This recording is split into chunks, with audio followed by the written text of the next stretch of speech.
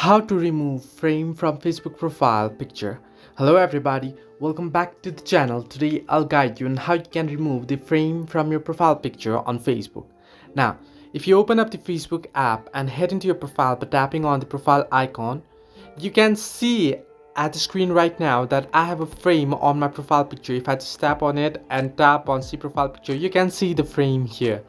Now, to delete the frame or to remove the frame from the profile picture, what you will need to do is simply tap on the profile picture and tap on see profile picture and tap on the three dots option that you can see at the top right corner of the screen.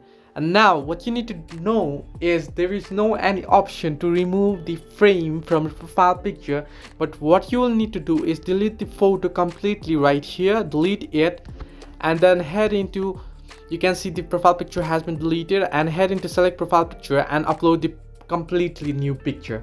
This is the only way you can remove the frame from profile picture on Facebook. Hope this helped you. Do like and subscribe, and do not forget to leave a comment down below if you have any further issues.